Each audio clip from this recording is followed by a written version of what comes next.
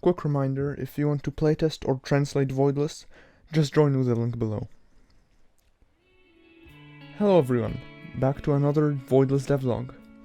This week I made the sounds and ambience, and I did a lot of polishing, mostly thanks to this guy, Super Gamers Games. My very first and very enthusiastic playtester. He gave me a ton of work to do. Well, I made some changes from my own accord as well. Here's the game before the updates, and here's after. And this is the full list of finished things. Water is now generated simply using random numbers, setting a sort of timer every time a flow of water is generated to try to not create neighboring streaks of water. Faster UI transitions. Buttons are now disabled once they leave their menu, and disappear once they go out of the screen. The sun fades away slower. After turning off full screen, the resolution is reverted to what it was before its activation. Changing the controls now doesn't crash the game, that's good. The pause button is now just written as II. The UI scale now updates automatically with its slider. If there is no gamepad connected, it actually says that. Similarly, the mouse control option says recommended. You can now navigate UI using the keyboard or gamepad. The outline width of the cursor and player now depends on the UI scale and camera scale, respectively. Releasing the joystick on the gamepad now leaves you going in the direction you were going. The camera now goes a bit ahead of the player. There are new, much more intuitive and fun keyboard controls. Vignette and bloom are now always run with a 16:9 aspect ratio.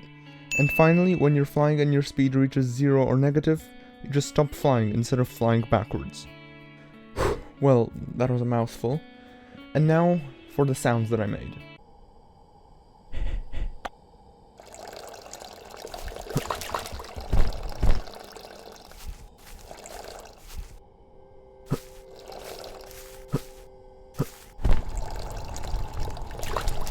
I recorded most of the sounds myself, except for the grass step sound and the bird chirping ambience. Funnily enough, there are actually a lot of birds near my house. Too many, unfortunately. And it just sounds terrible. So the step sounds, which are randomized, were taken from freesound.org. Then the jump sound is just me grunting. The fly sound, as well as the cape ambience, came from me flapping a t-shirt.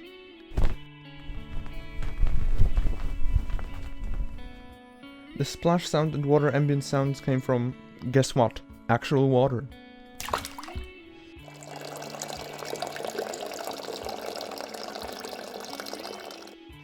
The UI sounds were mouth generated. And now for the ambience. The background ambience, which is quite hard to hear,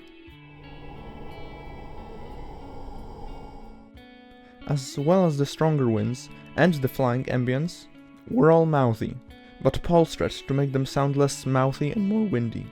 The birds were all from Freesound again. And there's one more randomized ambience sound, the hum.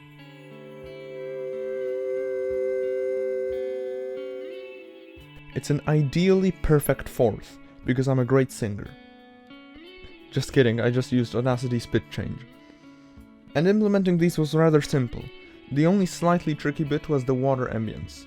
What I ended up doing was a slightly more complex version of checking if I'm colliding with water.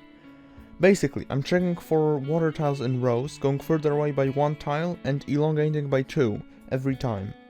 Depending on the distance and the intensity of the water, as you could see the water fades out after a certain amount of tiles, I add up all of the numbers and change the volume of the sound to that.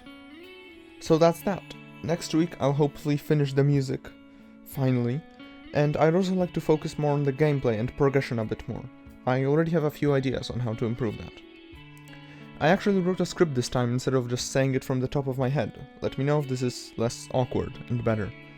Well, I hope you enjoyed. Goodbye.